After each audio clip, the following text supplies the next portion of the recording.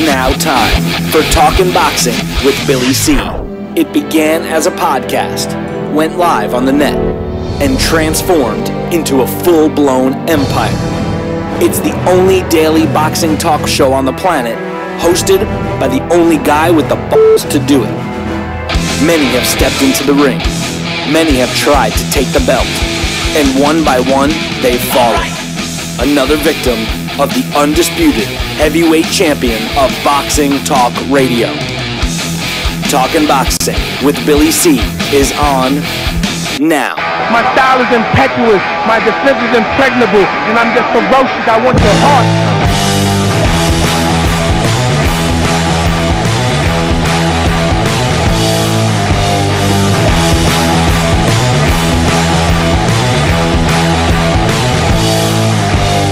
And we're coming to you live from the Billy C Studios in Lake George, New York. I'm Bill Calogero, and it's time for the Billy C Show. Good morning, good day, good evening, whenever you listen, whenever you're watching.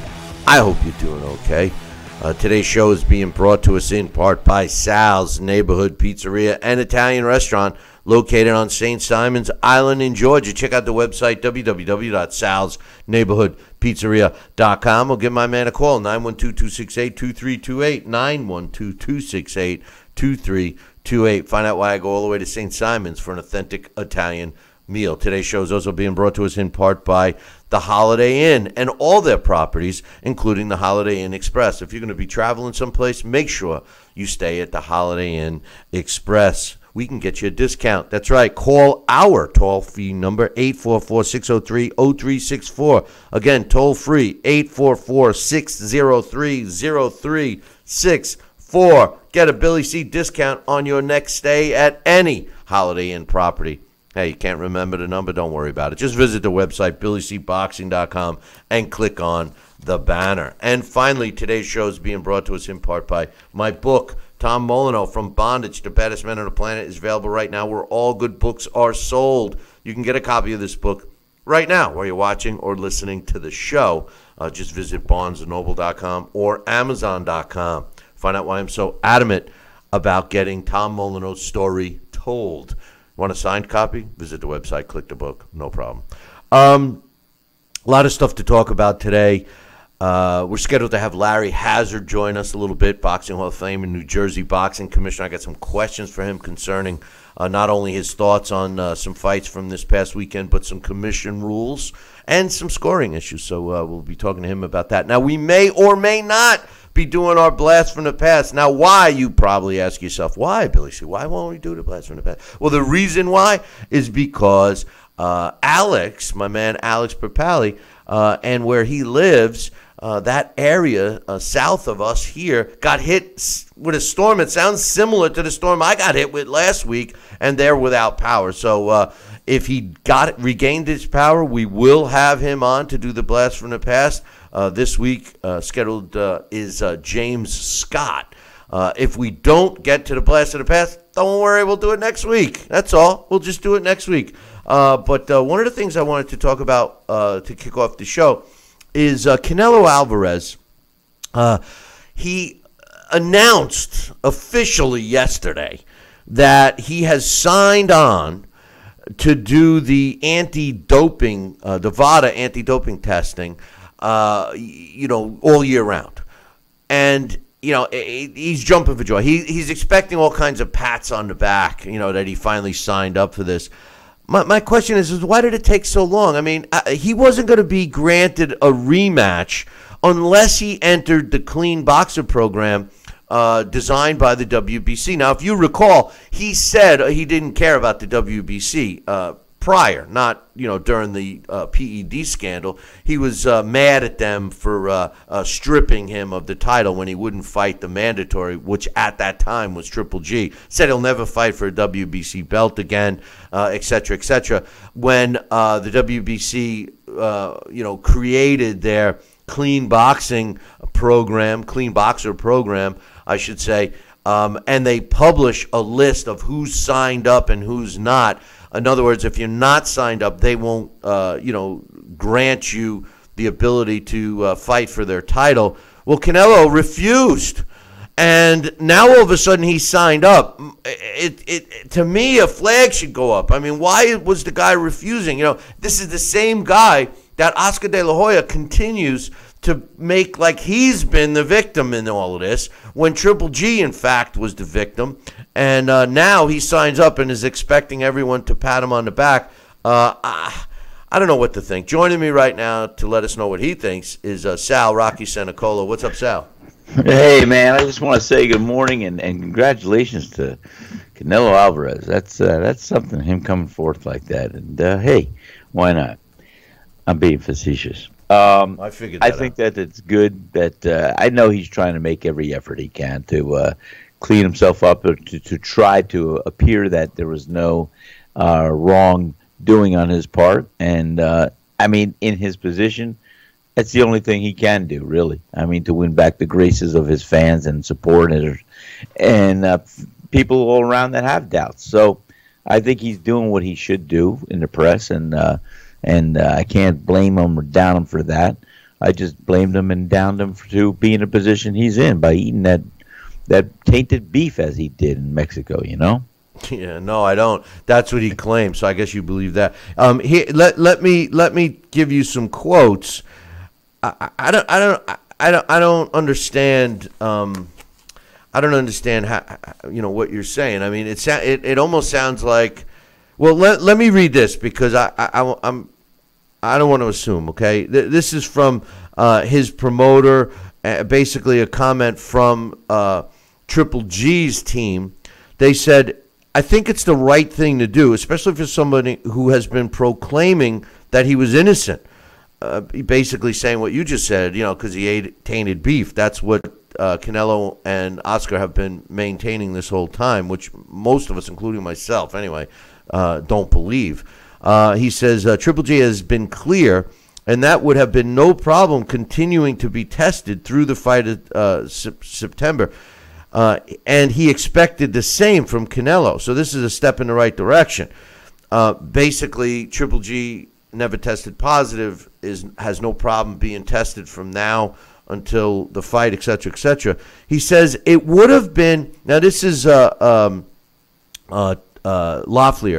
Tom Loeffler, Triple G's promoter. He says it would have been a requirement in order to make this rematch, meaning that Canelo had to be signed up for the VADA testing. He says, but they never balked at doing it. It was a matter of when it would start. When he said he'd start testing, when the contract was signed, that raised flags. But really, if he's being tested now, there's no issues. This was a good step. My point here, Sal, is that if you recall, Oscar De La Hoya said, we'll be tested from now until the fight. We got no problems. But yet he has yet to be tested since he failed the blood test. Now, he did put his hair follicle test. We all know that. But he has since not been tested by VADA. And then to make a statement that I'll start my testing after the contract is signed, that does raise a red flag. I'm sorry. I can't. I think that Canelo, all evidence kind of points at this guy knowing what he did. I mean, you don't think so? No, I of course I do think so. What I'm trying to do is what he and his team are trying to do. It's called damage control. They messed up, and he messed up, and he's got to take the necessary steps now to try to right the ship. So he should be very forthcoming in saying, "Hey, I'm here. You test me anytime. I'm clean." And that's what I'm trying to say, Bill, to be blunt about it. He wronged the system and himself, and he got caught, and now he's trying to do whatever he can do for damage control purposes. And I can't blame him for that, but the bottom line is, he shouldn't have stuck his hand in the fire, because you know what happens when you stuck your hand in the fire? You get burned. You get burned. Yeah, that's good. That's good. The thing is this, and I've said this all along. If Canelo would have just said, "Hey, I made a mistake. I messed up. I don't want to make an excuse, but I ate tainted beef." No, if he would have just said, "I tested positive. It'll never happen again. I'm not sure how it happened, but it happened. Be a man, stand up. Take the shot. He's a fighter. He should be able to take a shot on the chin and move forward." But I think that the way and the route that they chose to take, where, they blame it on somebody else, once again, not being held accountable for your own actions, blames it on the meat, refuses to even show up to the hearing in Nevada.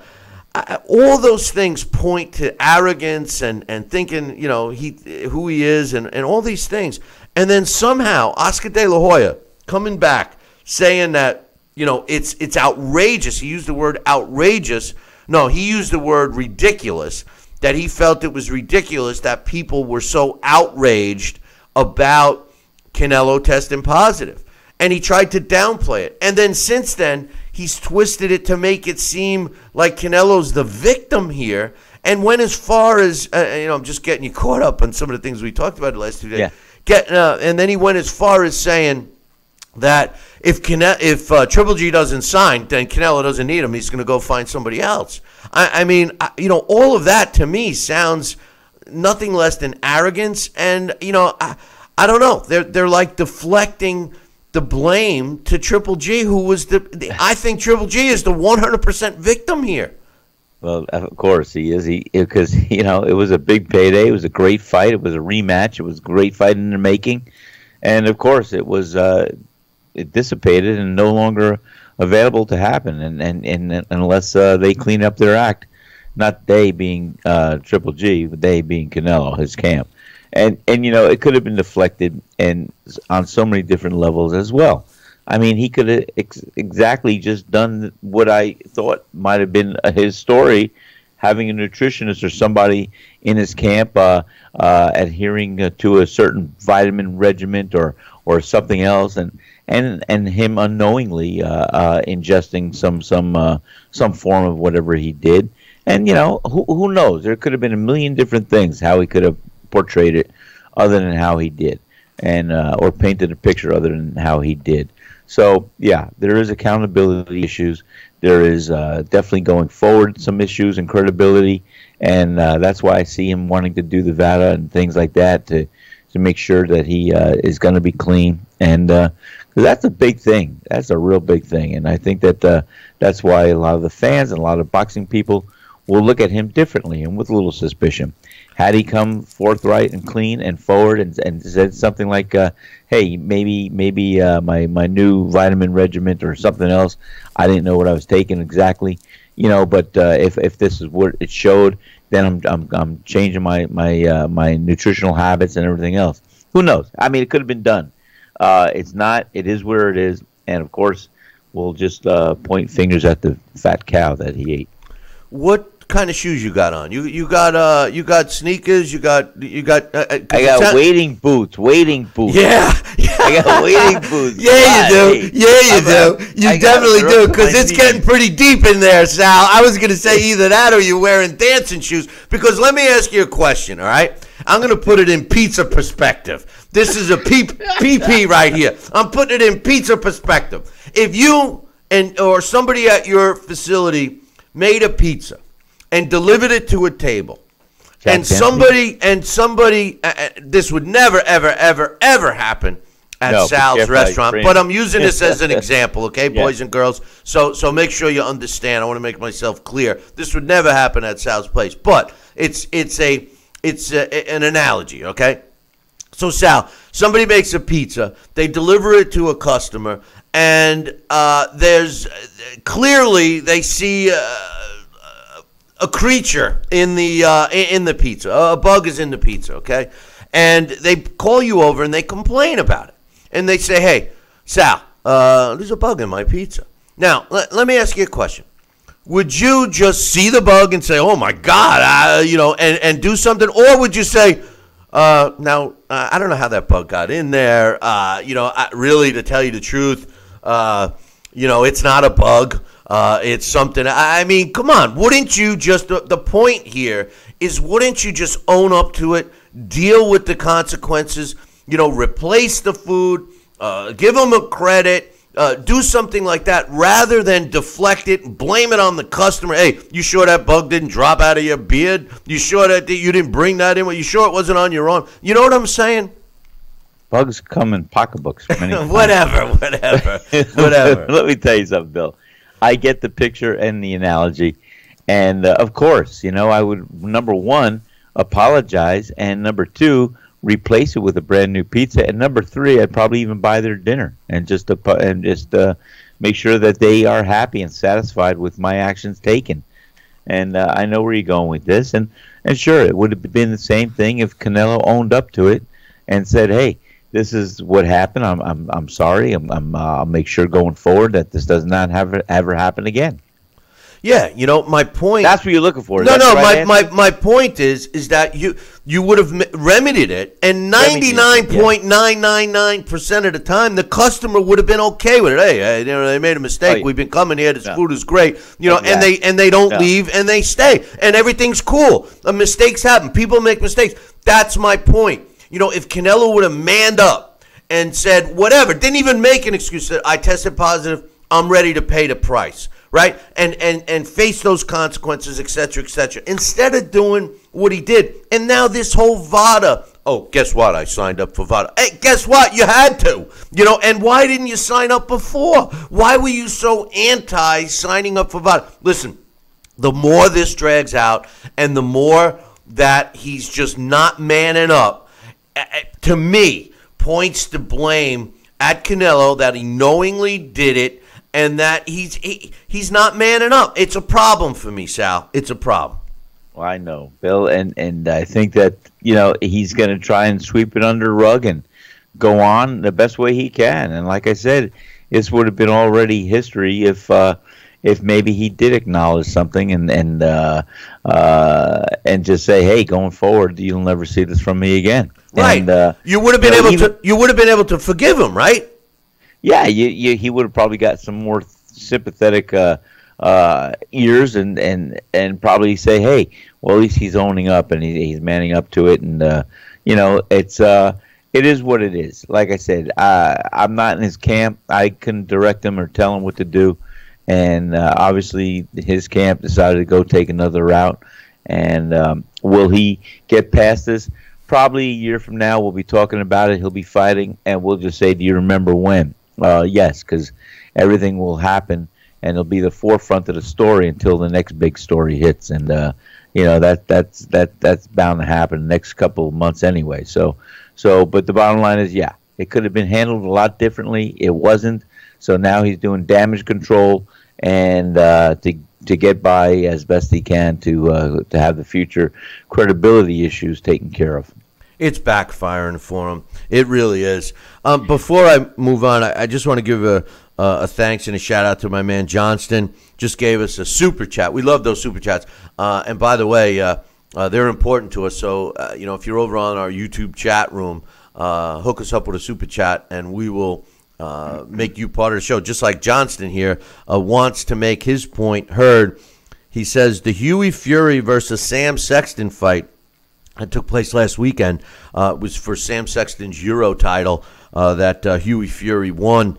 2.9 million viewers for that fight, Sal. So if anybody, I love when people try to say, "Oh no, you got to fight in the U.S. You got to fight in the, you got to do that. Otherwise, you're not going to make any money." This is why England is doing so well, and why their champions are finding, or I should say, world champions are finding that they are very comfortable fighting over in England. But anyway, this whole Canelo thing has really gotten out of control. I think what bothers me the most is the lack of accountability that he and Oscar De La Hoya are showing here. They're showing arrogance and that they're above the rules. This is something that I'm very against. If you're a hunter or a fisherman or something like that, I'm all for it as long as you follow the rules. I don't personally hunt. I do fish, and I make sure I have a fishing license, et cetera, et cetera. There's a lot of people, especially where I live, that hunt, and they hunt illegally, and I don't like it. And it's the same in boxing. Follow the rules. The rules are made. I don't agree with all the rules, but you got to follow them, because if we didn't, it's the same thing in society. I don't agree with a stop sign at a place. I don't agree with the circle. I don't agree with a light here and there and everything else. But I got to listen. I got to stop. Otherwise, you cause accidents and everything else. Well, it's the same thing in boxing. The truth of the matter is a lot of these rules are made for some stupid reasons, but a lot of them are made for good reasons. And some of them, most of them now, are trying to protect the fighters, especially for performance-enhancing drugs. I mean, performance-enhancing drugs, give an edge to a fighter, but in this sport, it's in a dangerous way, Sal.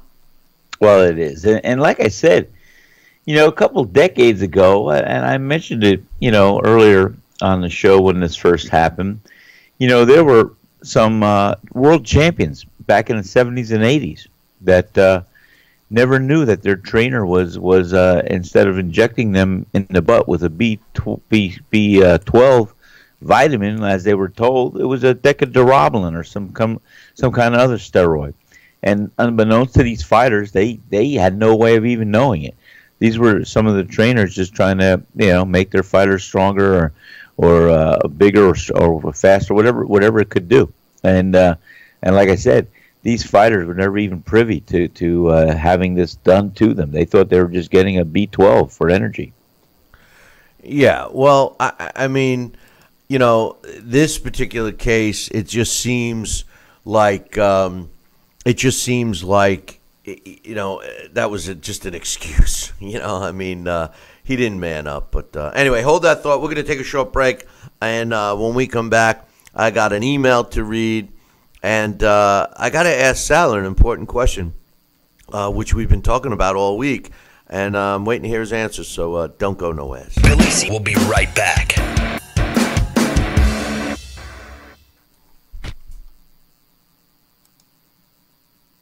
Broken air conditioning, $4,400. Failing refrigerator, $2,500. Don't let outrageous repair and replacement bills like these bust your budget. Get the First American Home Warranty Plan. And when a covered appliance or system breaks, we'll repair it or replace it for you. We had a high-end dishwasher go kaput.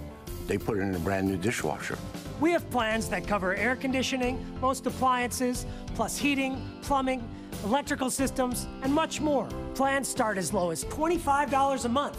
Why let a major appliance or system breakdown bust your budget or go through the hassle of finding trustworthy service people? Last year alone, we saved our customers over $120 million.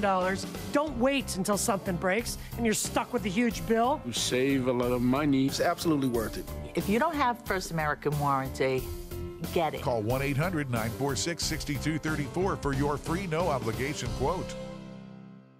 Need relief from backaches and stiffness in your hips or down your legs? Then you need Dr. Ho's Back Relief Belt, the innovative technology works to support and decompress your spine. And now it's covered by Medicare. Every patient with back pain should be wearing this belt. Nothing gave me instant relief except for the Dr. Ho belt.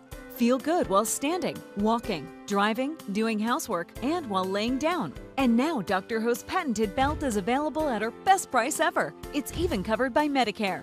Order now and get the easy-to-use hand pump and back rehabilitation DVD free.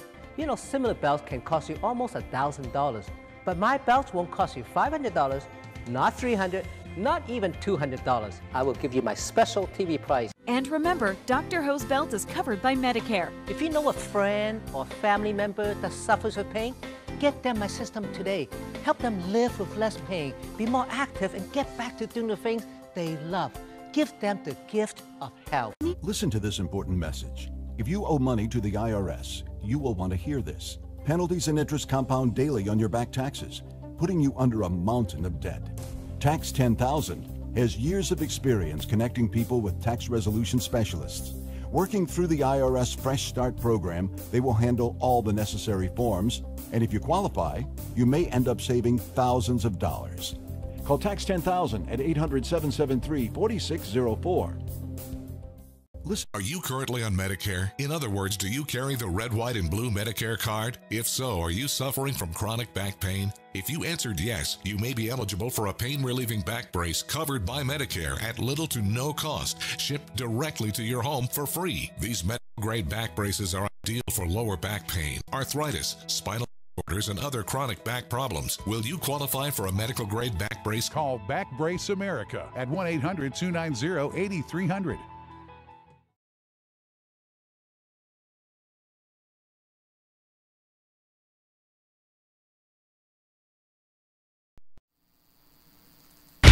Check out BillyCBoxing.com now, or feel the wrath of the mighty mustache.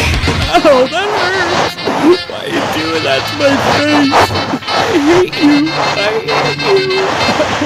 That's BillyCBoxing.com. Consider this your warning. Now back to Billy C. Interact with the show at BillyCBoxing.com.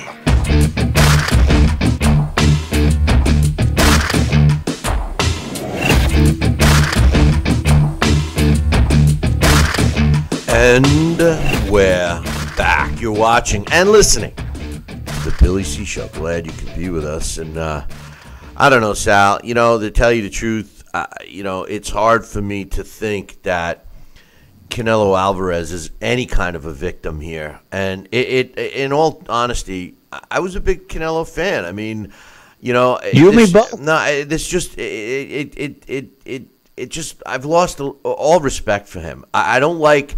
If he was a little more humbled, if he would have, been man enough to at least show up to the hearing at Nevada, even though he got a slap on the wrist, he didn't even show up for that. And then for him to immediately go in for surgery, it just seemed, all of the things, with the exception of him losing, up to, $40 million, everything else seems to have worked out the way they wanted. And quite honestly, the $40 million he's going to get anyway in September. They're going to have to fight in September. You know that. And, he gets to have Triple G age another 6 months. He gets to, I don't know. I just don't like it at all. Everything points in a negative fashion surrounding Canelo and this whole incident, and Oscar. And I've lost a lot of respect for Oscar, who I thought, was something special. And now, he seems like a slimeball, crooky type of, promoter. That's the stereotypical promoter he's become. And Canelo, his big guy, if you're going to cheat, how do you maintain respect? Well, like I said, Bill, there's a lot of he said, she said. There's a lot of things here that, if it was if it played out differently, and if he owned up, and if he said going forward, we'd be more sympathetic. I think a lot of people would be. That's not the case, and he's going to be adamant and stick to his story. So. There can never really be direct blame on that level if that's his story and he's sticking to it. There's always going to be just the suggestions and the hints and the hypothesis. Well, maybe this is why here and there we're there. But the bottom line is the hypotheticals won't ever really play out as reality because we'll never know. And it is what it is. And now we just got to go on. And you are so correct. The fight should take place and will take place September. 1 year after the initial fight took place. And I just hope that Triple G is as pumped up and as full of something in vinegar to want to get back in the ring and show the world that not only do I think he beat Canelo Alvarez the first time, but I think he'd like to finish that storyline with an exclamation point and maybe do his best to stop him and hurt him. So we'll see. And, let's say, for all intents and purposes, let's just say, and I'm just saying hypothetically, Canelo Alvarez has been doing this for a little while, maybe without being known. I'm not suggesting he's been eating these beef-tainted burgers or whatever the heck for a while, but let's just say, and now that it was discovered, and now that he is cleaning up or so, and he's going to be tested, there may be a little bit of an issue of a confidence thing there, because when you have a little false bravado here, by knowing that your body's performing maybe a little bit differently as it normally would because you're taking something in place, and now you're no longer taking something in place of what your body is naturally gifted to do. Well, maybe it's going to say, well, I don't have the secret little helper with me. I don't know. I'm just giving a hypothetical. I'm giving a whole hypothetical because I can't accuse Canelo Alvarez of knowing, and we got to go by his story or listen to his story that it was a tainted burger, tainted beef. But if he knew that this beef was loaded with this stuff and he ate that once a week, well then, and he's no longer ingesting that same burger. It might make a difference in his intellectual end or his confidence issues. So we don't know. True, and that's a great point because it's like people. They've done studies where people think they're getting a pill to do XYZ, and they're getting sugar pills, and they're performing like they're on the stuff they think they're getting. It's a placebo. Yeah, exactly. The placebo effect. So I agree. I think there's some evidence to show that he was a little nervous at Triple G, was overcautious. I specifically found it funny when Oscar De La Hoya was saying that Triple G didn't want to fight Canelo because how badly Canelo beat him in the last few rounds of that fight. And I'm saying to myself, wait a minute, what fight was he watching? I think that Canelo clearly won the 12th. He really did. But he did. But he didn't dominate the second half of the fight by any stretch of the imagination. But hey, Sal, we're going to lose you here for a half hour and then get you back because we're not doing our blast, it seems. But I got to ask you before we take the break. Yes, we didn't get a chance to have you give us your thoughts on Vasyl Lomachenko. I mean, I know you went against him, but forget that. What's your thoughts of Vasyl Lomachenko, his performance? And I mean, I went as far as saying right now, clearly I think he's pound for pound number one. But if he retired today, all-time greatness, I'd have him way above Manny Pacquiao and Floyd Mayweather, to be honest with you. I don't think me personally, I don't think I've ever seen a guy as fluid as him, and I think fighters like him only come once every 50 years. Well, you just suggested he's the once every 50 years, like Sugar Ray Robinson, the Sugar Ray Leonard, the Triple G, and maybe the Vasyl Lomachenko. I mean, Billy, this guy. And did I root against him? No, I just wanted to see Laniers give him a real competitive fight. I thought maybe Laniers having Lomachenko step up for the first time to a lightweight limit and Laniers' quick hands, I thought it might have been a different story how it played out. And Laniers did drop him, and he just couldn't capitalize on him because Vasyl Lomachenko, in my opinion, pound for pound, as an active fighter today, is probably one of the very best out there. The guy does it all. He personifies the sweet science on so many levels. He could pop, he's got a punch, but he's got even more than the quickness of a punch being delivered. He's got what they call the kinesthetic sense. He knows where his body is at all times. He knows his action. He knows where he's going to have to be. He anticipates, and he anticipates correctly. He'll feint. He'll counter. He'll be in the pocket. I mean, he did things out there. And here's the thing he did. He did things out there that he displayed with such grace and such ease, he made it look easy. I know. And it's not. And that's the whole trick of the matter. He made it look he made the extraordinary look ordinary because it was just so fluid for him to do. And he is such a special fighter.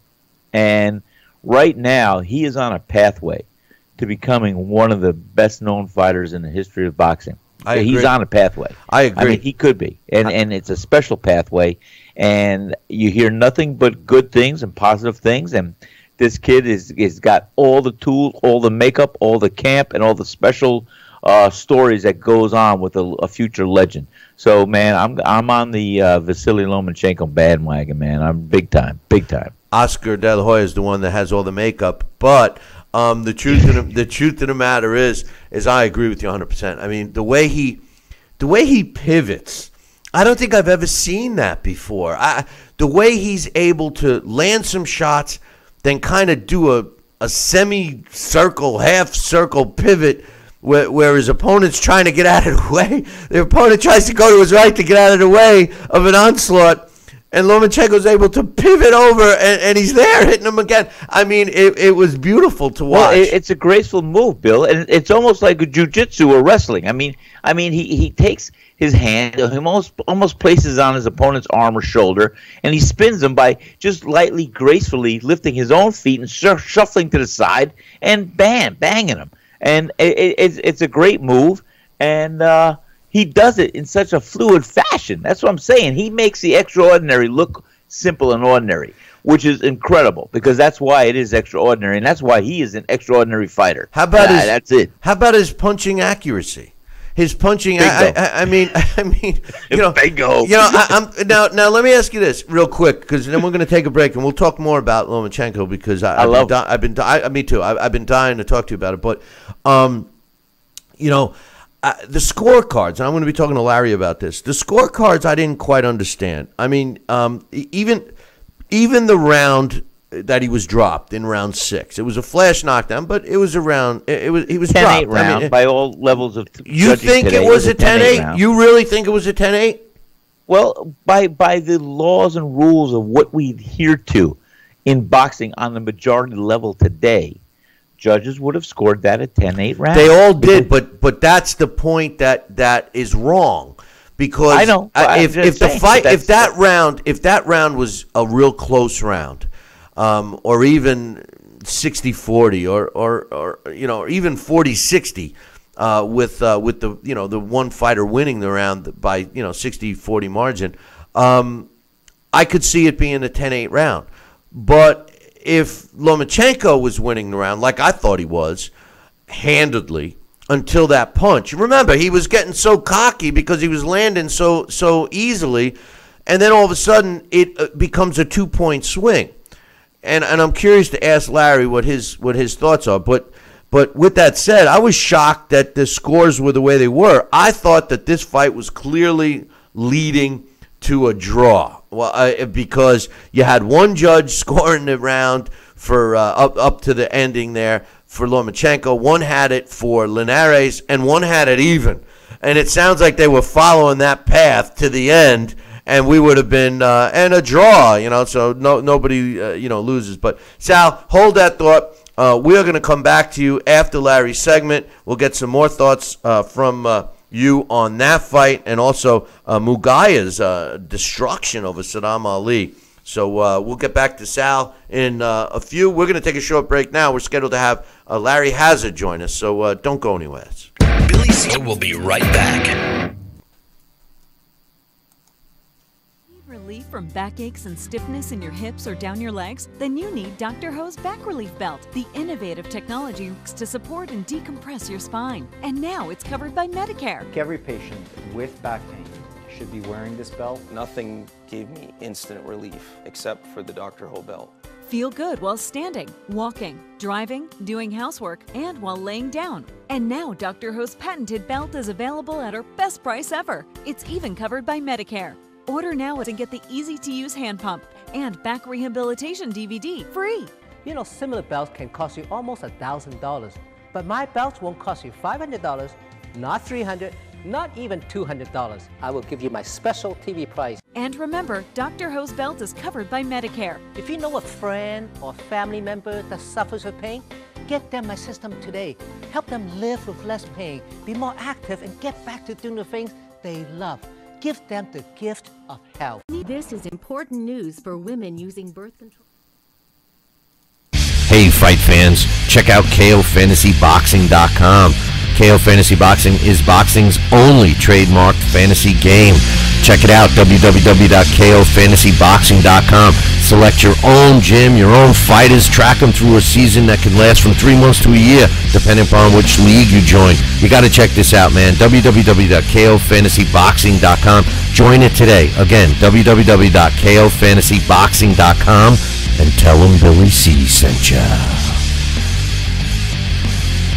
Now back to Talkin' Boxing with Billy C, the only radio host man enough to take a punch from Mike Tyson. Wait a minute, man. Hold on there. Jeremy, man, I need you to take this one, all right? Wait, what? No way. I can't do this. Need I remind you I'm Billy C, damn it? Now put on that mustache and get in there. Hey, look at me. I'm Billy C.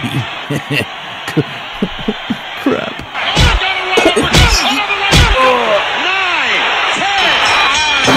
The undisputed heavyweight champion of Boxing Talk Radio. It's Talking Boxing with Billy C.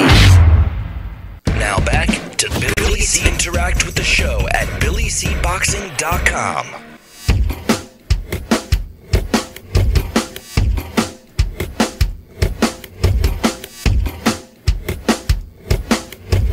And we're back. You're watching and listening to the Billy C. Show. Glad you could be with us. And speaking about being with us, joining us right now, Boxing Hall of Famer and New Jersey Boxing Commissioner Larry Hazzard. Good morning, Larry.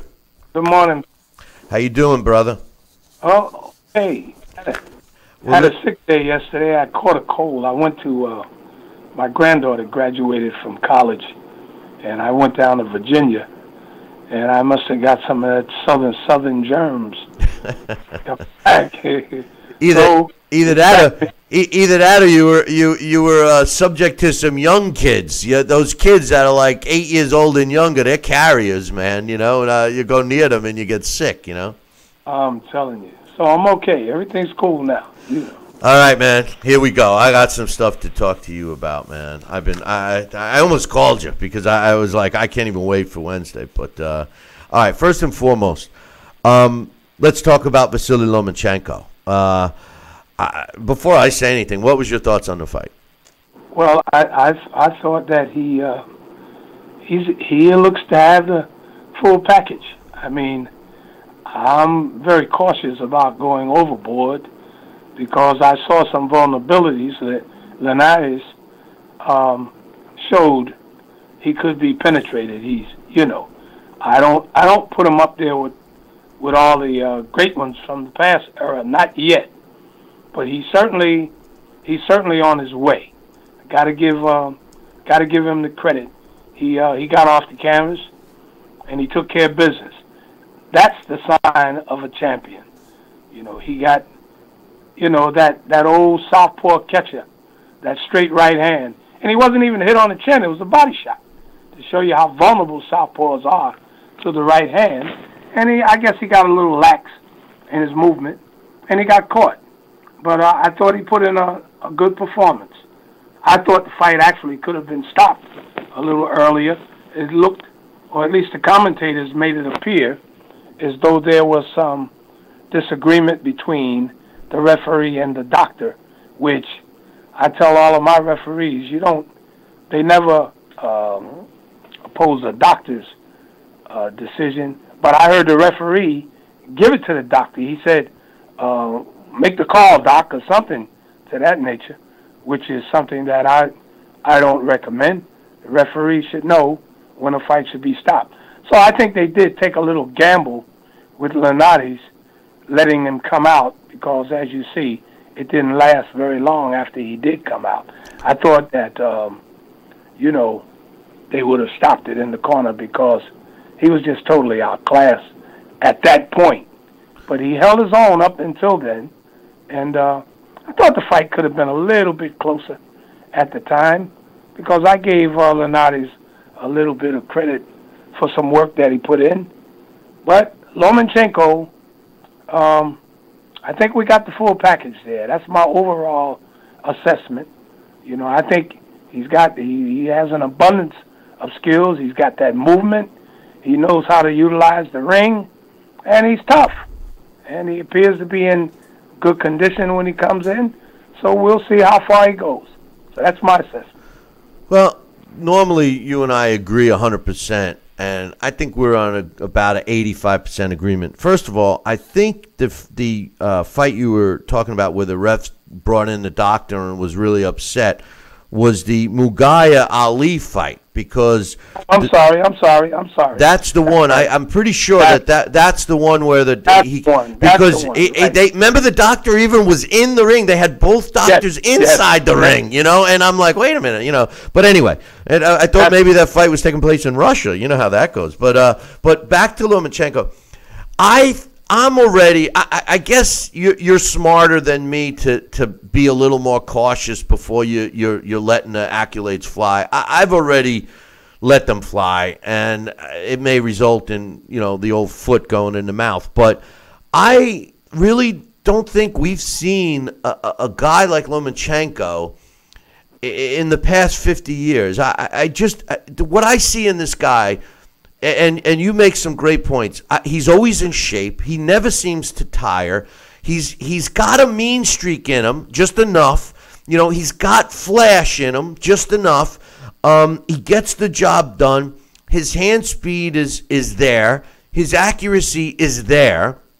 Even when a fighter has the defense, the guard up, he's splitting the guard. He's got a full arsenal. I mean, he throws every punch that you could throw, and he does it so fluidly. One of the best things I love about this guy is his ability to pivot in between a punch, and his opponents are trying to get out of his way, and he's already there. I mean, you have to define that as ring generalship.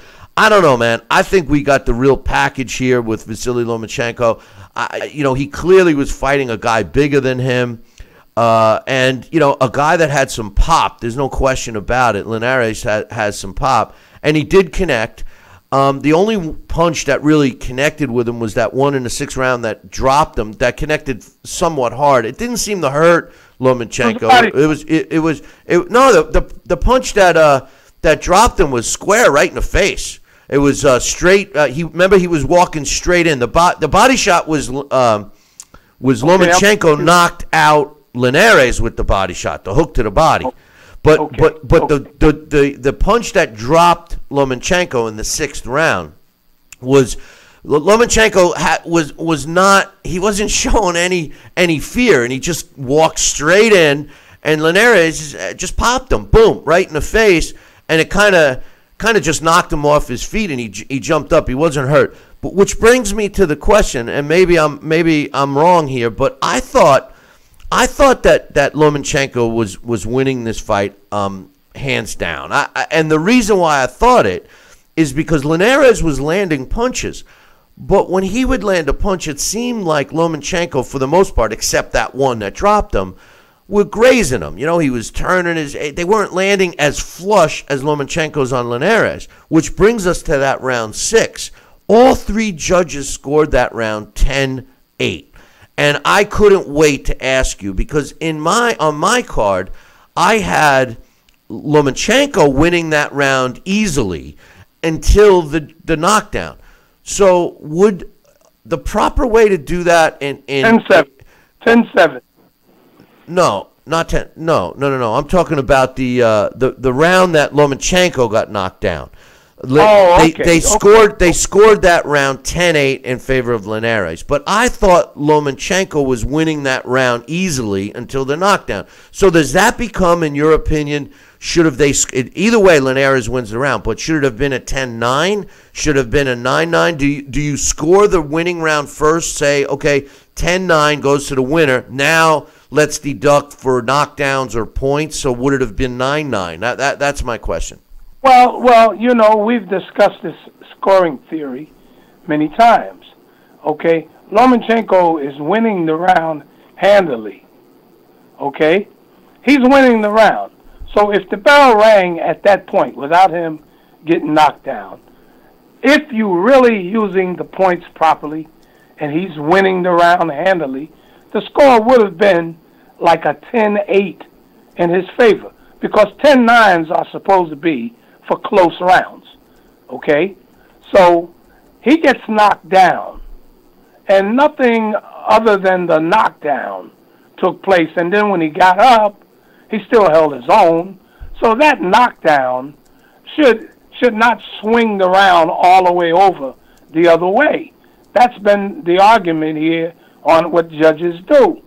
And I think that that round could have still been like a 10-9 round, okay, in favor of Lomachenko, even though he got knocked down. That's my point. That's not a popular belief among judges now, because they give so much credit to a knockdown that they go all the way over to the other side, even when a fighter has been kind of handily losing the fight, losing in the round. They swing it all the way over to that fighter's favor only because he scored a knockdown, which I think is not the right way to do it. Yeah, like I agree with you. My thoughts were that he was winning that round. Now, with all due respect, I did score 2 rounds for Linares. I did give him that 6th round. I didn't feel it was a 10-8 round. I thought he won, 10-9. I felt that he won the round because of the knockdown. But up until that knockdown, Lomachenko was winning the round, handedly, I thought. I easily was going to score that 10-9 for Lomachenko until the knockdown. I was going to score 10-8 for Lomachenko. And then I was giving the extra point to Linares, for knocking him down. Oh, which, okay. You see my point? Yeah. You thought that the domination of the round was so absolutely right. Okay, absolutely. Okay. Yeah. Well, if you follow that train of thought, you could see exactly what happened with Lomachenko, and he was a victim of his own doing because he got so cocky because he was so successful landing the punches that he walked straight in. He disregarded Linares' ability all out, and he paid for it by getting knocked on his butt. And then the following, so I scored that round for Linares, and then the following round, Lomachenko was respecting Linares and kind of stayed away from him, and I scored that round for Linares, but that's it.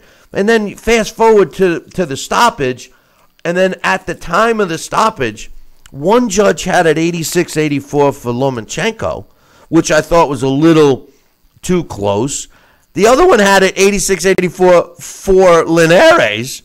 And the third, which happened to have been Julie Letterman, scored it 85-85. And I said to myself, oh, my God, this fight was going to be a draw. They were setting this fight up for a draw.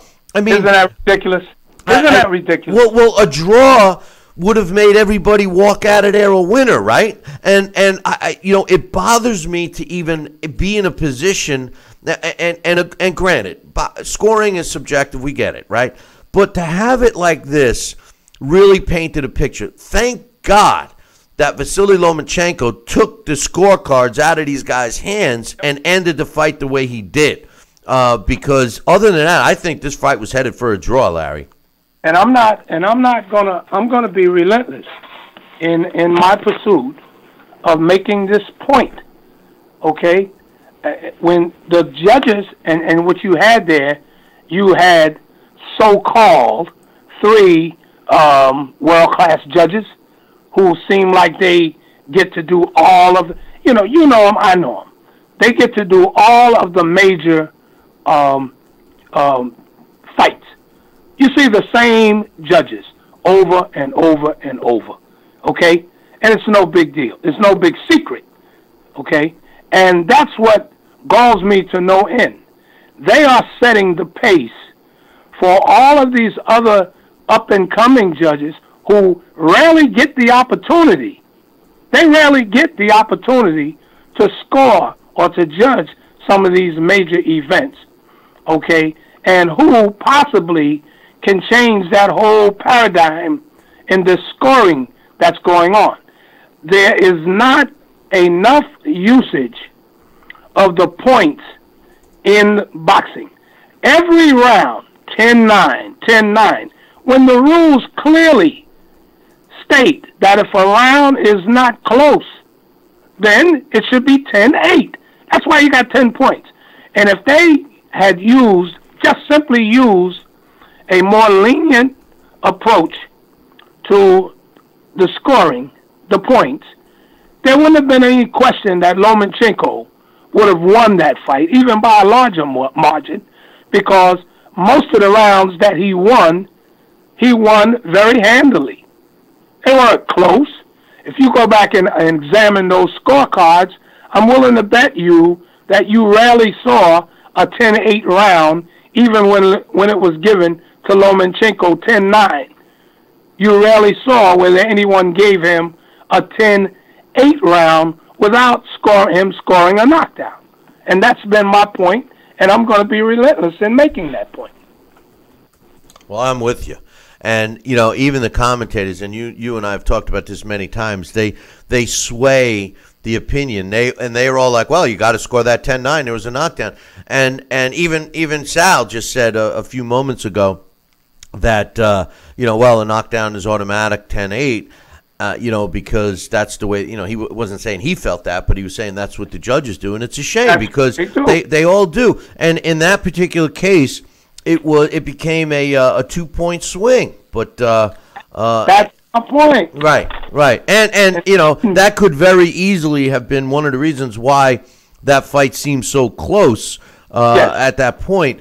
And they obviously gave Linares another couple of rounds, which I didn't, you know, agree with. But in any event, now I just can't wait for Lomachenko. You know, the thing I like about this guy is, you know, he wants to prove he's the best, and he's doing it the way the old-time fighters used to. There's only one way to prove it. You could say you're the best. You could say, oh, I don't need to fight this guy because I know I could beat him. You could say that all day long, and you could have all your fans agreeing with you.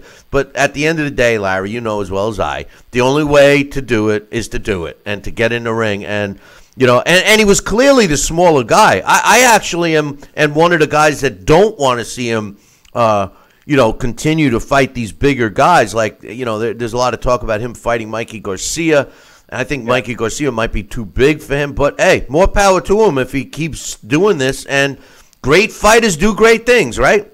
Yeah, well, you know, I'm getting, you know, you get such a deluge of fights on the same night. I got those fights a little confused there, okay? But I'm glad you brought that up. That's what happened to Saddam Ali. You know, he took on a little bit too much in that fight. Okay, and I got those two fights mixed up.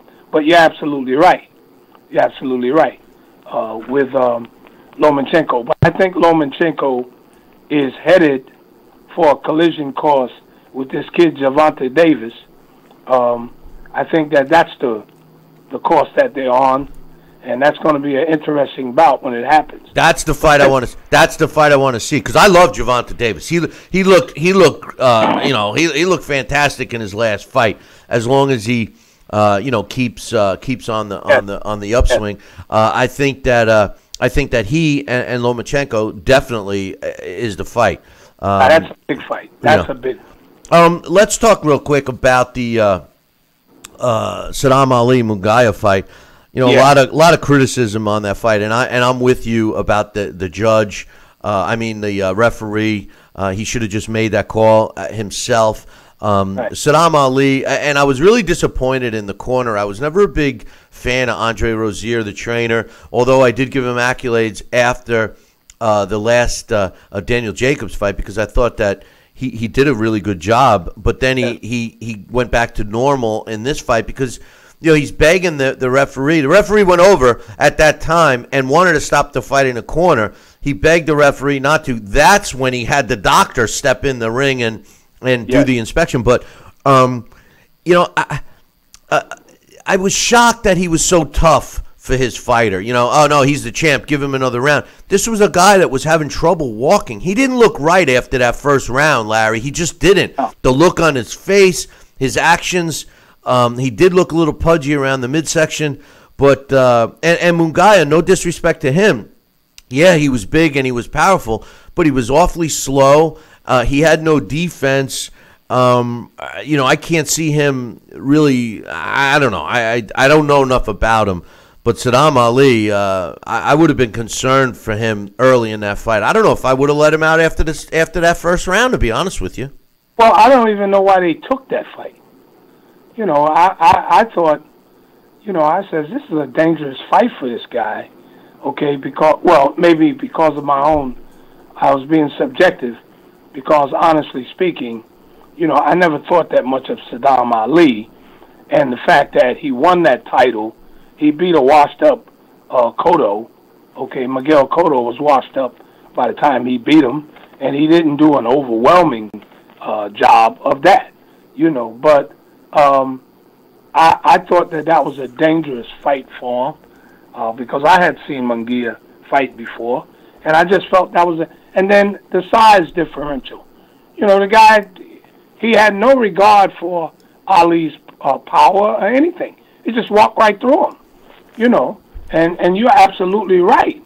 After that second round, I mean, I knew that fight was over.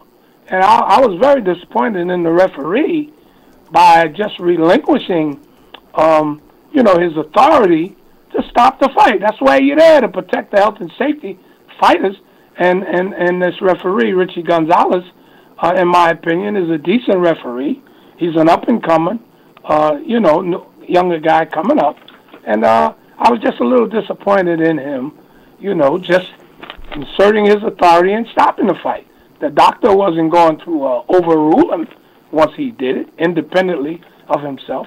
But I just thought that Saddam Ali, you know, and I really think that that fight has the potential of having ruined Ali. Yeah. You know, I think it's going to be difficult for him to come back after that fight. I think you're right.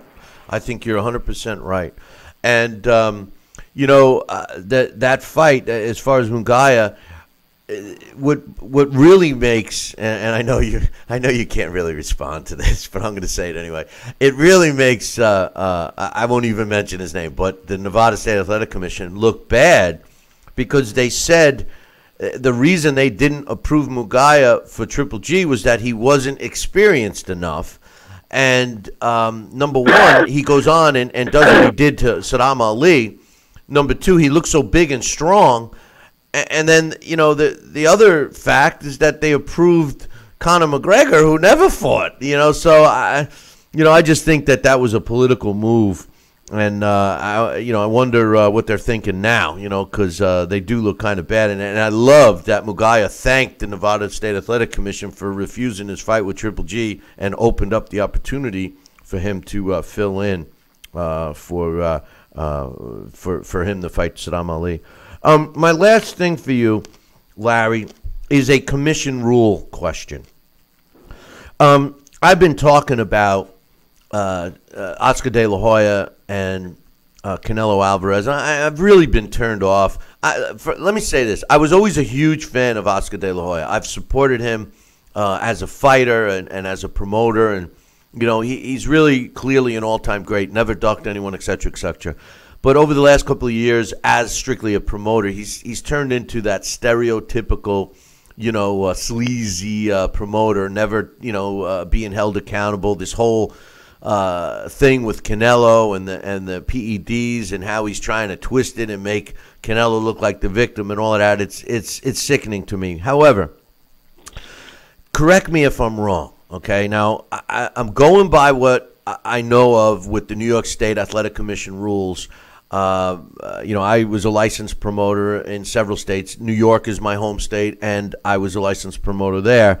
And I know that once, at least by New York State rules, when a fighter is on suspension, when a fighter gets suspended, what that is defined in the New York State Commission rules is that he's suspended from all boxing activity, meaning that he can't even, technically he's not supposed to go into a gym. And in New York, they require boxing gyms to be registered if there's pros there. And the reason is they don't want a pro sparring with an amateur. And by rule, and I've been told this face to face, that they are not allowed to even be in a gym. Therefore, you have to assume that they're not training, et cetera, et cetera. Once a suspension is lifted, then they can resume their boxing activities and go on their merry way. Well, Oscar De La Hoya made a statement the other day that was basically criticizing Triple G for not signing the contract to fight Canelo Alvarez in September.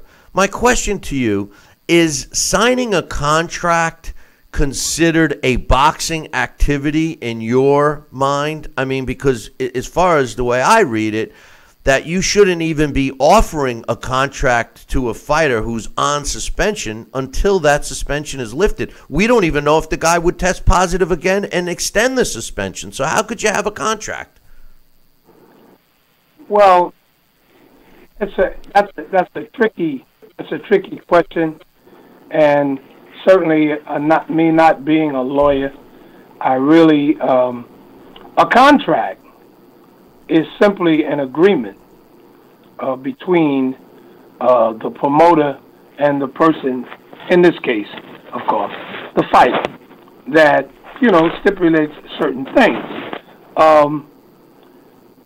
That contract certainly is being signed with the thought that the dates and all of the other agreements there, that fighter is going to qualify or be qualified to fulfill that contract. Okay? So if the fighter is on suspension, I don't think that there's any restriction between the promoter.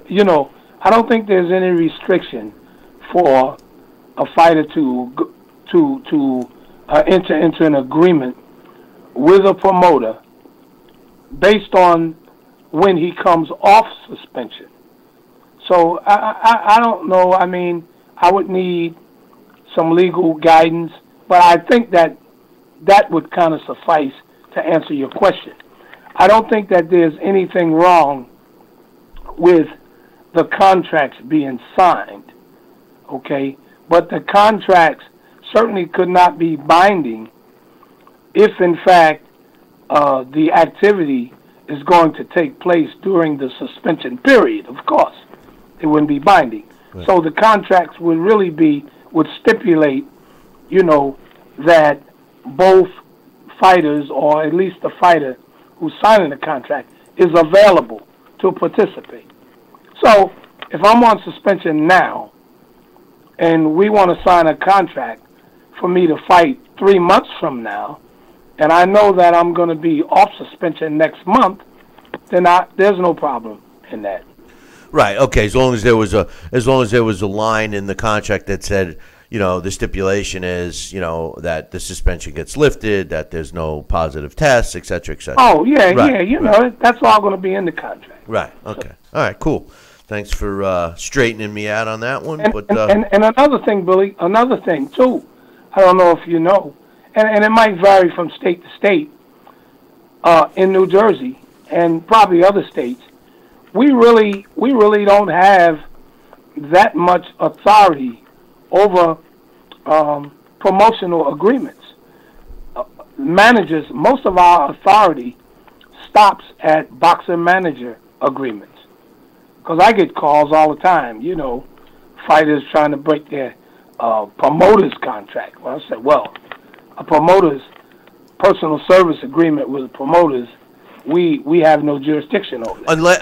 Unless the contract was put to the commission, right? So in other words, if a contract, whether it be manager or promoter, if it's presented, basically through the commission, then you have authority, right?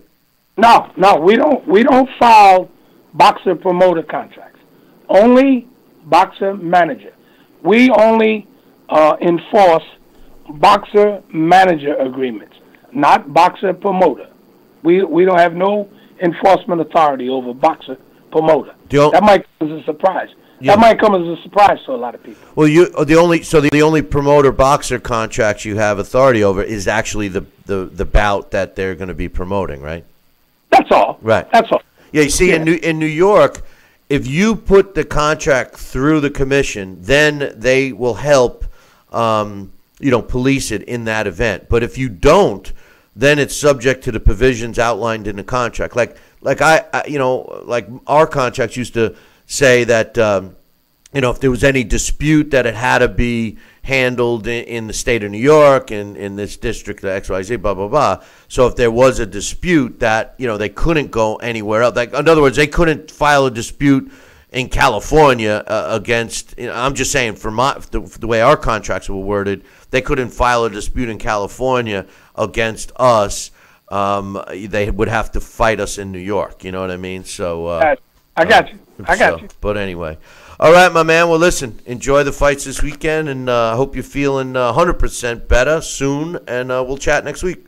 Okay, Billy. Okay, all right, my man. Too. You have a good one. Okay. Take care.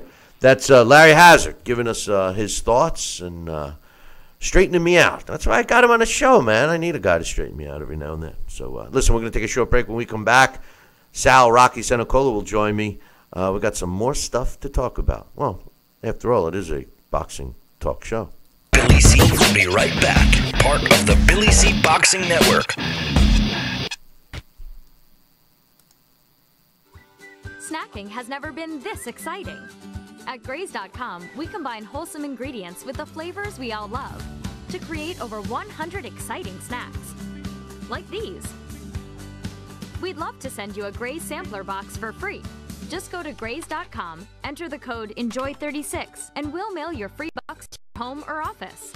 Join thousands of Grazers already in love with our exciting snacks. So come to Graze.com for your first box free. Need relief from backaches and stiffness in your hips or down your legs? Then you need Dr. Ho's Back Relief Belt. The innovative technology works to support and decompress your spine. And now it's covered by Medicare. Every patient with back pain should be wearing this belt. Nothing gave me instant relief except for the Dr. Ho belt. Feel good while standing, walking, driving, doing housework, and while laying down. And now Dr. Ho's patented belt is available at our best price ever. It's even covered by Medicare. Order now and get the easy-to-use hand pump and back rehabilitation DVD free. You know, similar belts can cost you almost $1,000, but my belts won't cost you $500, not $300, not even $200. I will give you my special TV price. And remember, Dr. Ho's belt is covered by Medicare. If you know a friend or family member that suffers with pain, get them my system today. Help them live with less pain, be more active, and get back to doing the things they love. Give them the gift of health. Listen to this important message. If you owe money to the IRS, you will want to hear this. Penalties and interest compound daily on your back taxes, putting you under a mountain of debt. Tax 10,000 has years of experience connecting people with tax resolution specialists. Working through the IRS Fresh Start program, they will handle all the necessary forms, and if you qualify, you may end up saving thousands of dollars. Call Tax 10,000 at 800-773-4604. Endless pools are an incredible alternative to traditional pools, making it easy and inexpensive to swim at home. Exercise year-round against a smooth current set to your desired pace and temperature. With our new underwater treadmill, you can walk or run without stressing your joints. Endless pools are simple to install and even simpler to maintain. The water stays crystal clear with almost no chlorine. Call for your free idea kit and experience the freedom of swimming at home.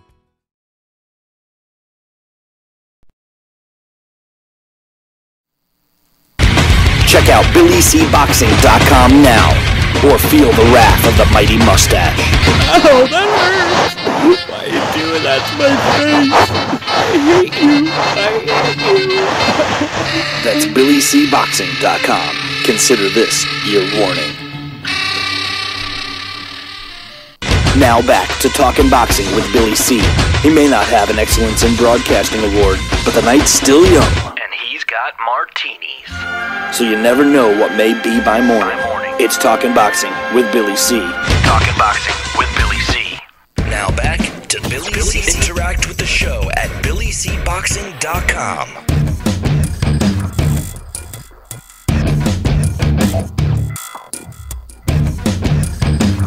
And we're back. You're watching and listening to the Billy C. Show. Glad you could be with us today.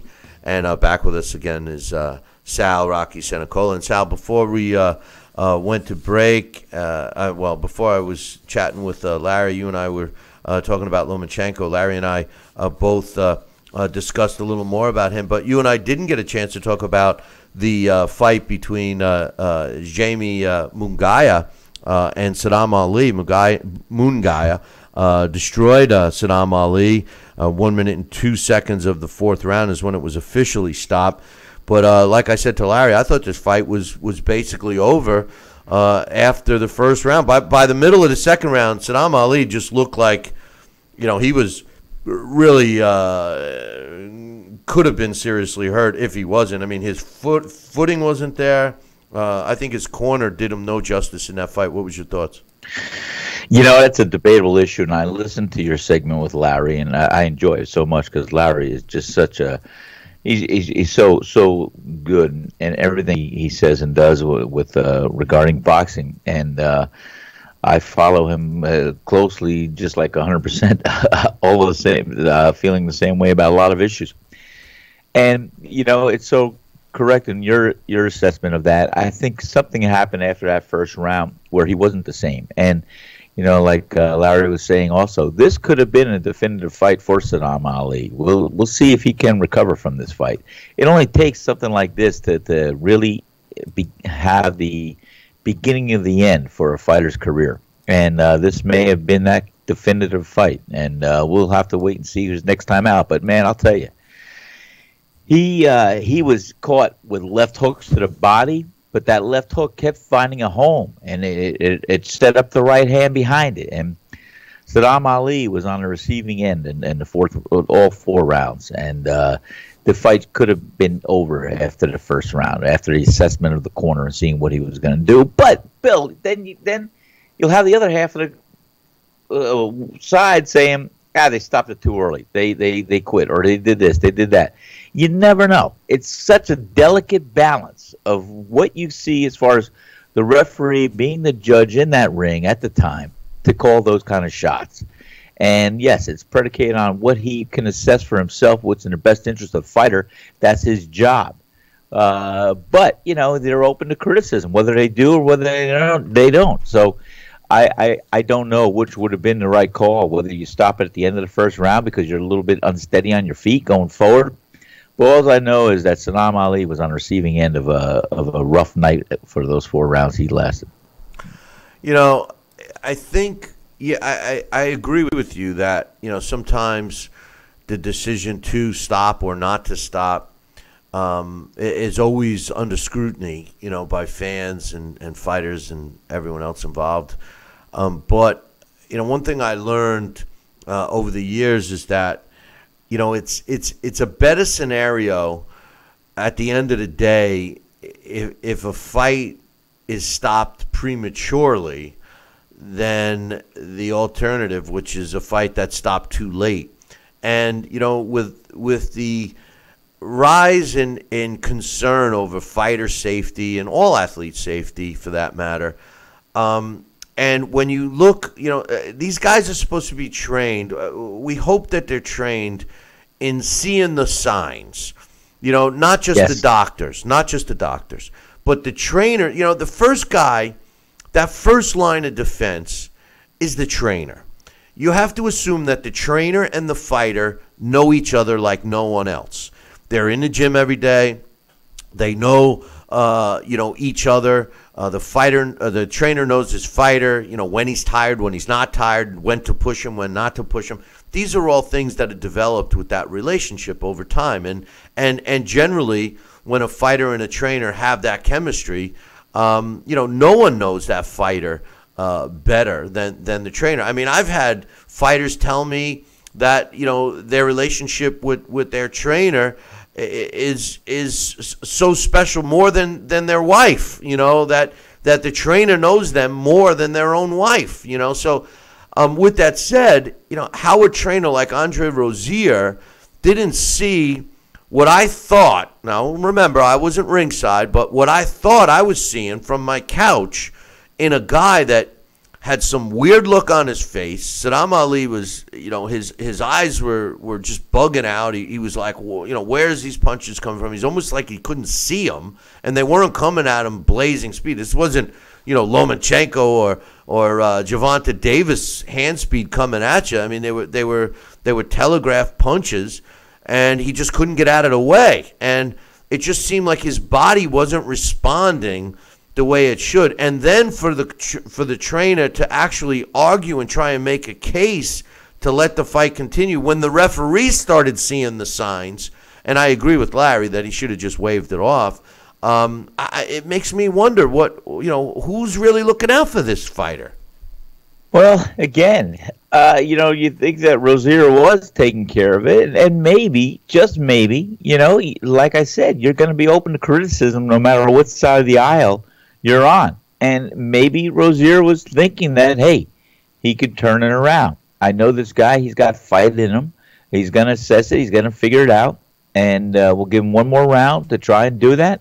We will never know, because that's what a trainer, as much as and there is a special relationship with the trainer and a fighter, and sometimes that special relationship, knows a trainer may know that, hey, guess what? I've seen this guy before. We've been in this position. He can turn it around, or maybe he's going to come out of it, or maybe, you don't know. But like I said, a trainer is also looking out for his fighter's well-being and also for his opportunity to come ahead and win. And it's a rough game, boxing. It's not for the faint-hearted, and it's a rough sport. And, like I said, you're going to be criticized on both sides of the aisle, whether you do or whether you don't. Rozier at that time decided to let it go. And we'll see what Ali does in his future fights. I think it's going to be a hard one to recover from. And like Larry was saying, this may have been the definitive fight that will say it's the beginning of the end of his career. But more important, it might be the signs of his future health condition. And that's really what the concerns are right now.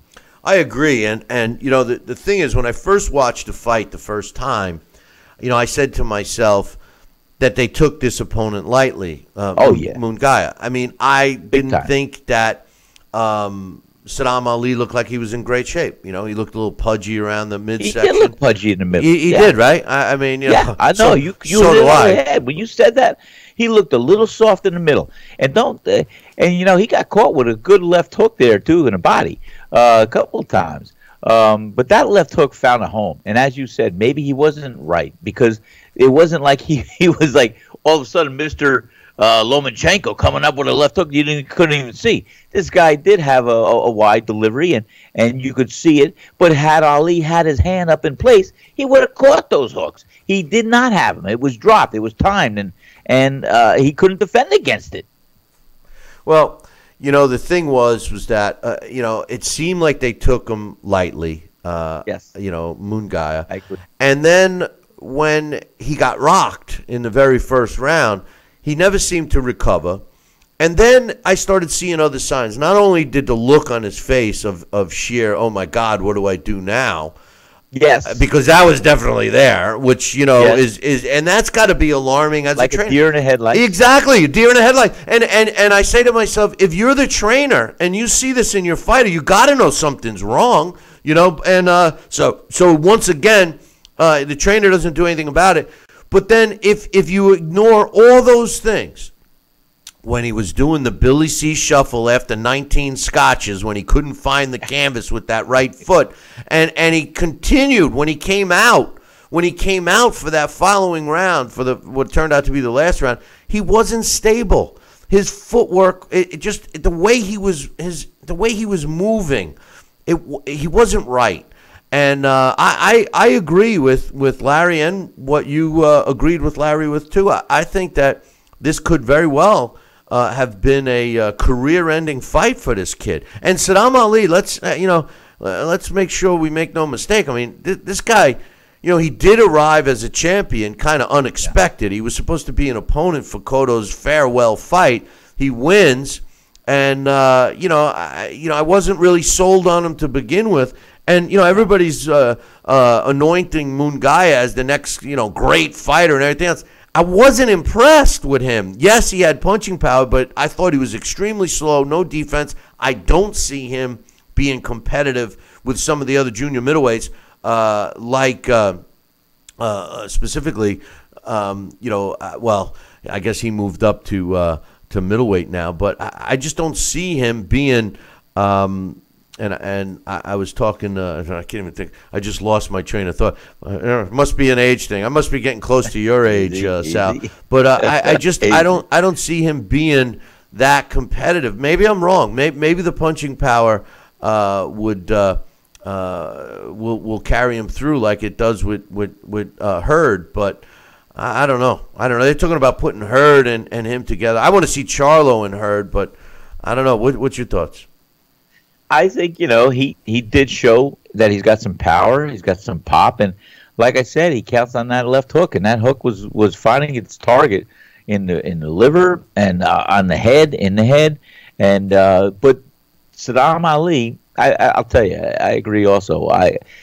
I don't think he was a world beater. I think he beat an aging Cotto, and obviously, I think another person that had a look of worry and concern on his face was Saddam Ali's father, ringside, and he knew his son was hurt. And like I said, I just hope that he recovers well, and we'll see him out there again. I didn't think he was a world beater to begin with, so I think this fight just exposed exactly what was going to happen with anybody of a world-class level that may have stepped in the ring with him. I think he was slick. I think he was good. But, any given night, and that was not his night. When I had my brain lapse, I had Demetrius Andrade on the tip of my tongue.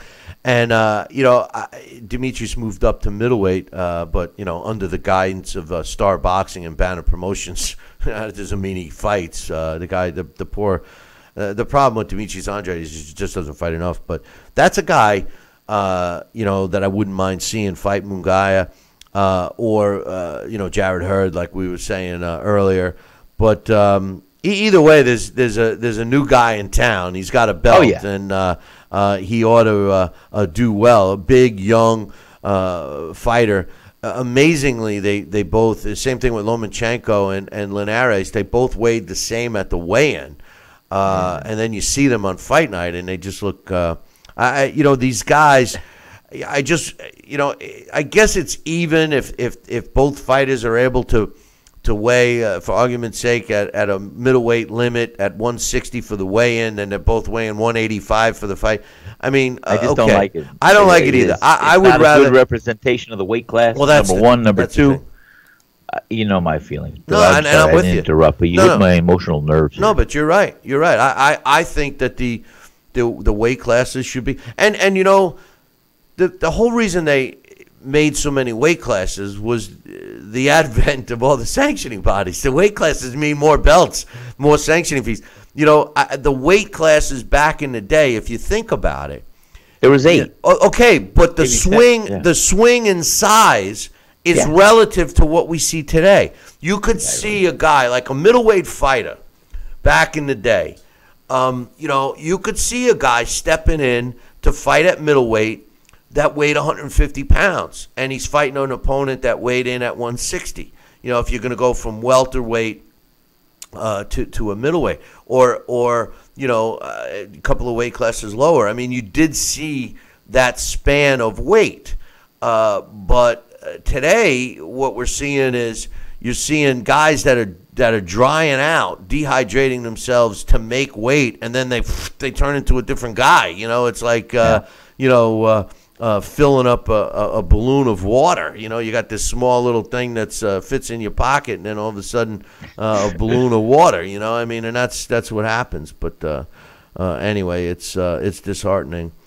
But it is, Bill. And I would want to be an advocate of seeing the same day weigh-ins. I think medically it would be better for the fighters, even though fighters are assessed. By drying out and weighing that on the scale, and sure, it could be damaging or critical to some level of some fighters that are coming down more than they should. But the bottom line is, why don't we look at you? Like I said, when you're weighing in 24 hours, maybe 36 hours before the fight, you got a long time to rehydrate yourself, and you could lose that weight, and you could rehydrate and eat and do this and that. Like you suggested, you could be 20 pounds heavier than the weight class you were on. You stepped on a scale for just a day earlier. But at least when you have the same day weigh-ins, you weigh in 160 pounds, you come in 159 and a half, 3/4, or 160. You know what? If you need to replenish yourself and hydrate yourself with food, with liquids, you could do so. And what's the worst case scenario? Maybe you'll get in the ring either bloated because it's your system, or you're not going to be any more than 10 pounds heavier, 8 pounds heavier.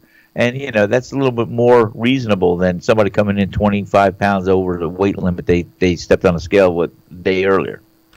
It's just when you're seeing, even with the Linares Lomachenko fight, you're watching these two guys on the screen, and if there clearly is a bigger man and a smaller man. I mean, when you looked at Jorge Linares' back, it just looked twice as wide, and I don't know. A lot of reasons why they changed the weigh-in was for television. Give a promoter a chance to find a replacement if the guy doesn't weigh in, or et cetera, et cetera. You know what it all boils down to? Money. It's all money. The money's the driver, And the worst thing about it is clearly dehydrating yourself the way a lot of these fighters do on a regular basis, to make weight, is not a healthy thing for your body. So, what's so hypocritical to me is everyone crying about the safety of the fighters, but then they go ahead and do stuff like this. It's the same thing with the ABC of boxing rules there. They don't do anything to really, they say they do, but they really don't, and it's a shame. It's a scam, Sal. And everybody's saying that they care. Oh, we're looking out for the fighter's safety, and yet some of the precautions that they could make, they don't do, No, they don't. And like I said, they'll change the rules back one day. You'll see same-day weigh-ins. They claim that it was better for the fighter not to have to tear himself off and then replenish and put the stress on the body. And that's one of the reasons why they did it the day before. But then you're going to send them come back and say, well, we realize this now, we're going to do this. They're going to change it. It's going to be an ebb and flow. It's going to be well, we thought this, now we're going to think that. And it just happened. I just want to see them put 15 rounds back in the World Championship title bout, because I still think that 13th, 14th, and 15th round will be the definitive rounds that a champion wins a fight. Half these young fighters can't even go 4 rounds. Forget about it. I know, Bill. It kills me. It kills me to watch these things. But you know what I think you're going to see? I don't think that you're going to see same-day weigh-ins. As much as I would love to have them, Sal, I'm with you. Don't get me wrong. I'm with you. I know. But I think what's going to happen is you're going to see more rehydration clauses in contracts.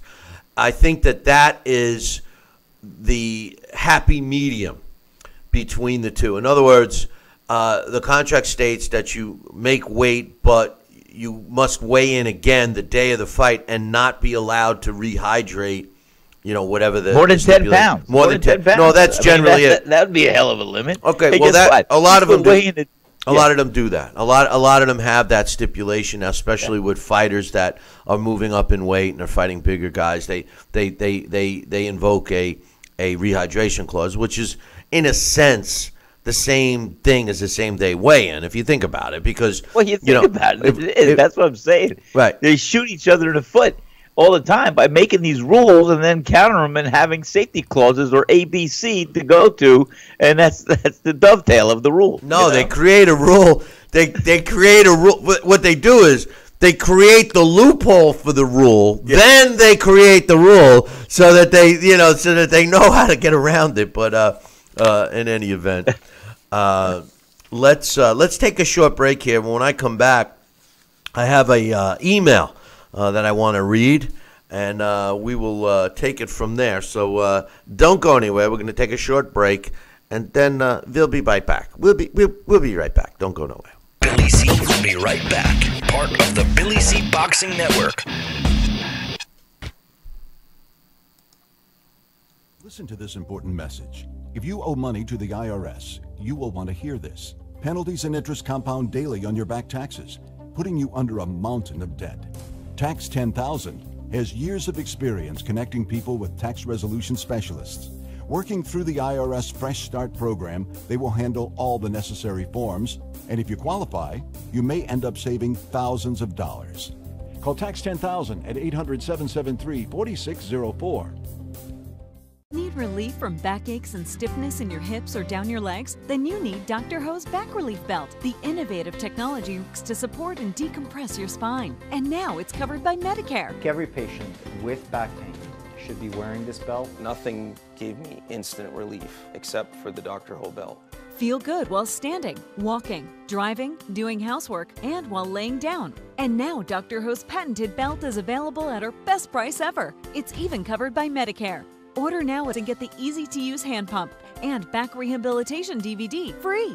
You know, similar belts can cost you almost $1,000. But my belts won't cost you $500, not $300, not even $200. I will give you my special TV price. And remember, Dr. Ho's belt is covered by Medicare. If you know a friend or family member that suffers with pain, get them my system today. Help them live with less pain, be more active, and get back to doing the things they love.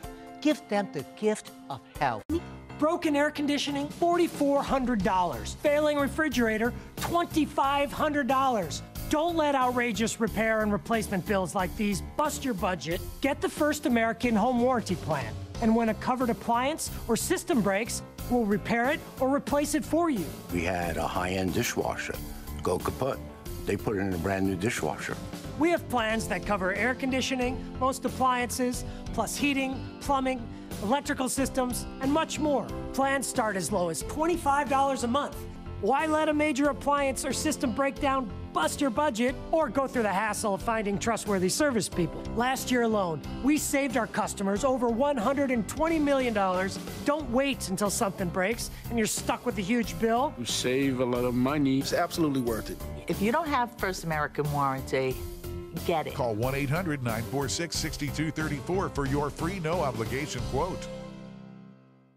Are you currently on Medicare? In other words, do you carry the red, white, and blue Medicare card? If so, are you suffering from chronic back pain? If you answered yes, you may be eligible for a pain-relieving back brace covered by Medicare at little to no cost, shipped directly to your home for free. These medical-grade back braces are ideal for lower back pain, arthritis, spinal disorders, and other chronic back problems. Will you qualify for a medical-grade back brace? Call Back Brace America at 1-800-290-8300. Check out BillyCBoxing.com now, or feel the wrath of the mighty mustache. Oh, that hurts! Why are you doing that to my face? I hate you. That's BillyCBoxing.com. Consider this your warning. Now back to Billy C. Interact with the show at BillyCBoxing.com. And we're back. You're watching and listening to the Billy C. Show. Glad that you could be with us today. And before we went to break, I said we had an email to read. Sal, you ready? Yes, sir, I am. All right. It's from Joel. He says, hey, guys, I was curious if you heard about this Bare Knuckle Fighting Championship pay-per-view that takes place on June 2nd in Cheyenne, Wyoming. They're advertising it as that only experienced boxers, MMA fighters, Muay Thai, and kickboxers are allowed to be involved. But it seems mainly a lot of past their prime MMA veterans are the ones taking part, with a few boxers as well. I believe they've tried to present this to over 30 states, which all turned them down until Wyoming was willing to do it. Wyoming was also the state that allowed Tommy Morrison to fight, even though he was HIV positive, by the way.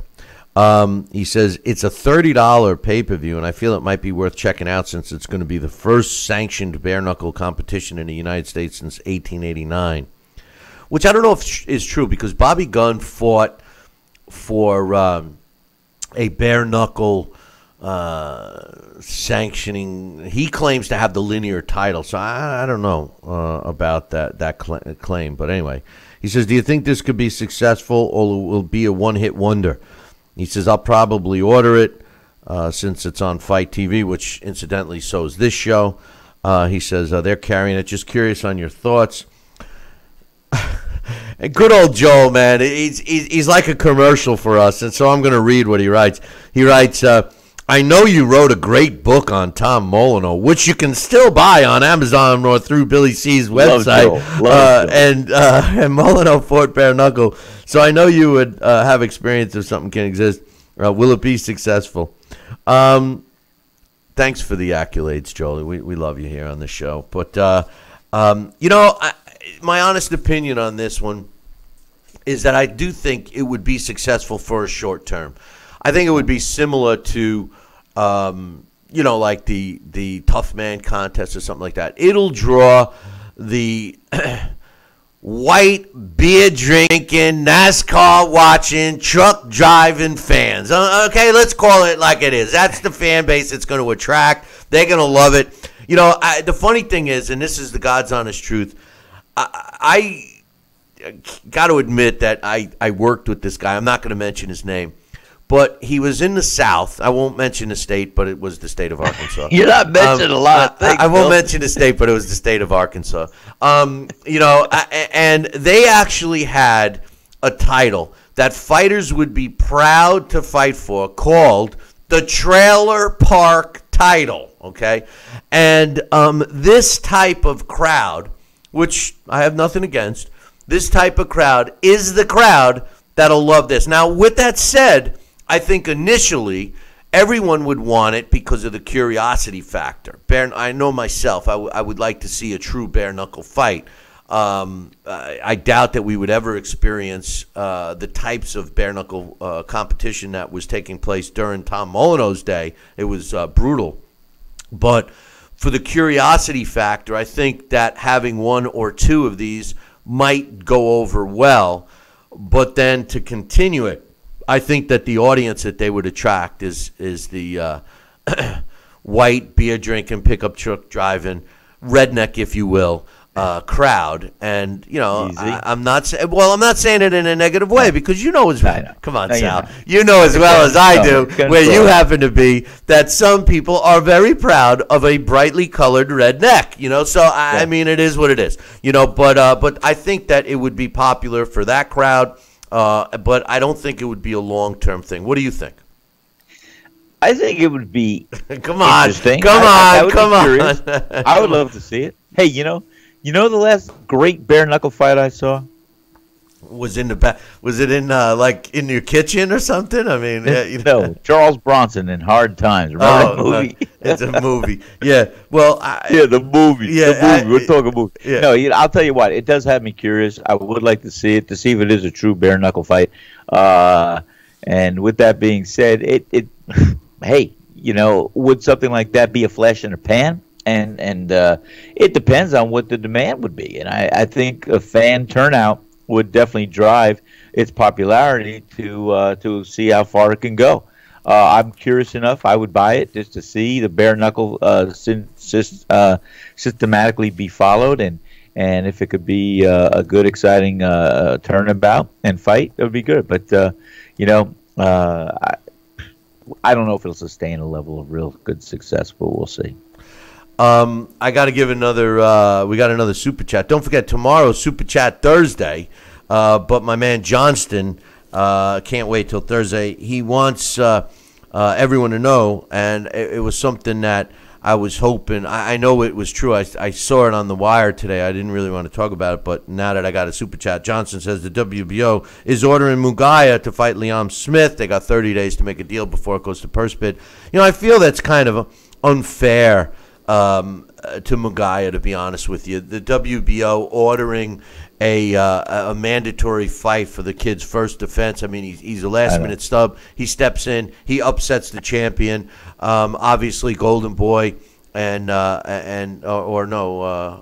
had it was Golden. Yeah, you know what? I think Golden Boy is Saddam Ali's promoter. They did not. They were so cocky they didn't even put a rematch clause in there. So I think it's unfair. I was hoping that Mungaya would get a chance to have a voluntary defense, maybe make some money. He didn't make much money for this fight. And Liam Smith, although it's a big fight overseas, it's not so big over here. So I'm not so sure how much money he would get. He certainly won't get on HBO or anything like that. And just for the record, based on some comments I'm seeing in the chat room, I have nothing against bare knuckle boxing. As a matter of fact, nobody's more of an advocate for bare knuckle boxing than myself. I wrote a book about it, and I'm very up to date on the history of bare knuckle boxing. It's just that the sport has evolved, and I think that the bare knuckle boxing situation here is a curiosity factor, a novelty. I think it'll do okay. As a matter of fact, I think DirecTV had a bare knuckle boxing thing going on, They did a couple of them, and then it fizzled out. So I just think the same here. I think it's a curiosity factor. I think the first ones may go over well, but then after that, unless you get some big names to get some interest in there, I don't think it's gonna carry through, Sal. Bill, it's curious, and one of the reasons is too, bare knuckle fighting and boxing, it's gonna open a lot more variables that come into a fight. One, you're gonna see a lot of broken hands. You got to have a certain fist to absorb. Don't forget, a lot of people think wraps and gloves are so you don't destroy your opponent's jaw. No, it's really to protect your hand, too.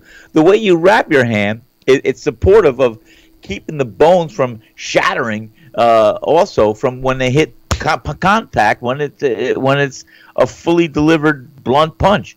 That's one of the reasons why we wrap our hands. Another one is yes, to protect your opponent and yourself, and inside that glove, it does protect the hand. And you'll have to see also, sometimes protruding knuckles, as dangerous as may be and good in boxing, they may be also more prone to being broken in a street fight. So you're going to have to see what's going to evolve on that level, and you're going to see a weeding out factor of who's going to be able to have the tools to withstand a career bare knuckle fighting. Well, the other thing is last time they've been doing bare knuckle boxing, it actually wasn't bare knuckles. It was a bare knuckle glove, not quite an MMA style glove, but the knuckles were exposed, but the rest of the hand was covered. So it would be curious to see what they would do. I mean, if you're going to do bare knuckle, and if you're claiming if you're going to do bare knuckle and you're claiming it's the first sanctioned bare knuckle fight since 1889, then you better fight like they did in 1889.